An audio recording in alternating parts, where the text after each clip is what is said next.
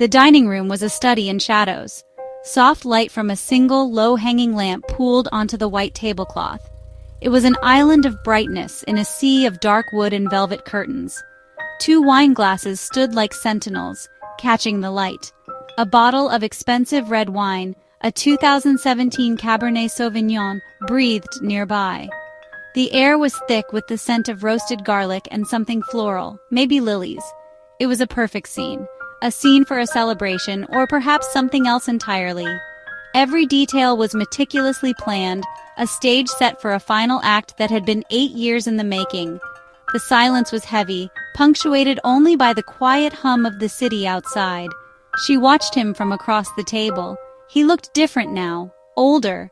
The sharp confidence he wore in the courtroom had softened into a comfortable arrogance. He smiled easily, a charming, practiced smile that didn't quite reach his eyes. He talked about his work, his travels, his life, a life he got to live. She listened, her own smile a perfect mask.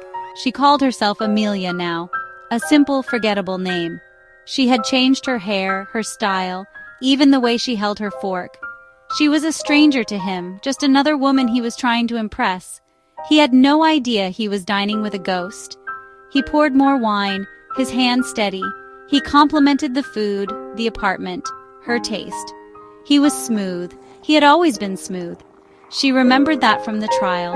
He had a way of making people believe him, of making them see only what he wanted them to see. He saw a lonely woman named Amelia. He did not see the sister of the girl he had left broken and lifeless. He did not see the years of her silent, simmering rage. He saw an opportunity.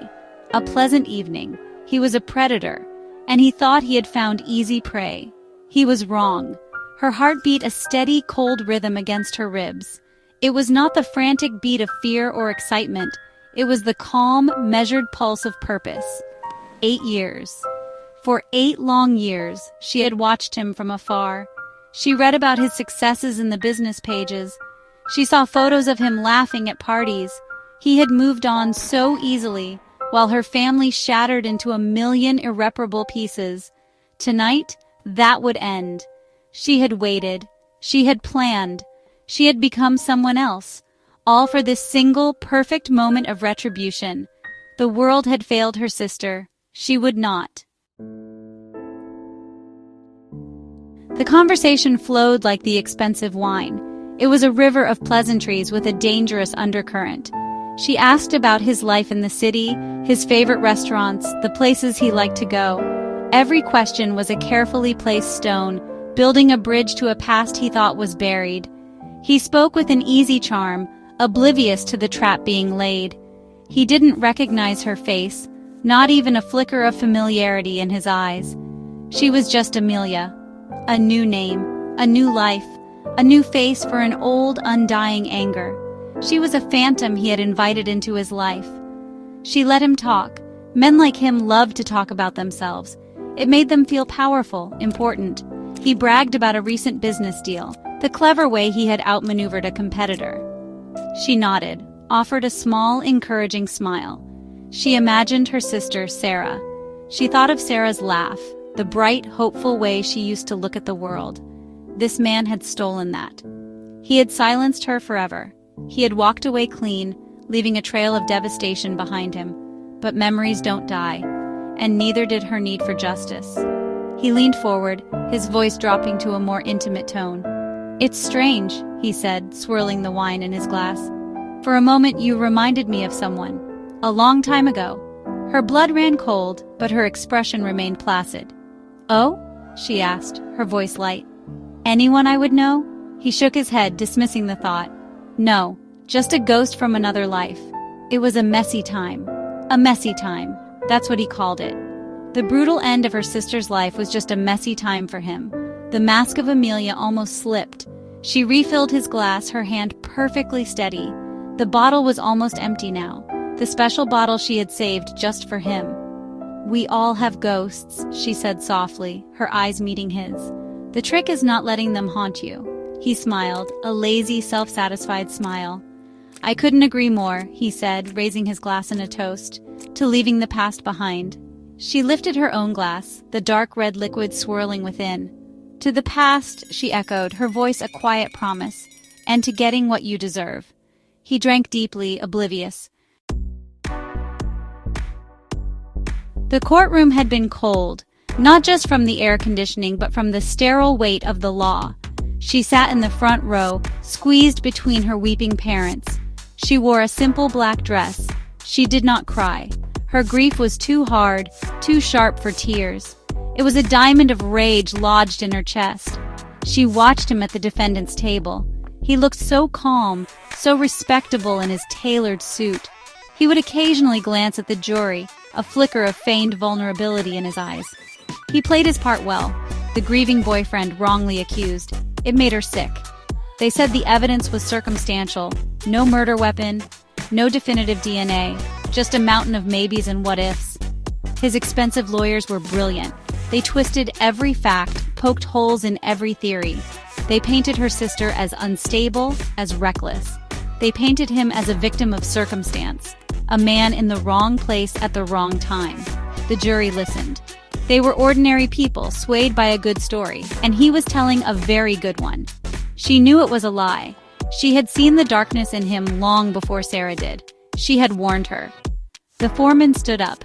A middle-aged man with a tired face. He cleared his throat and unfolded a piece of paper.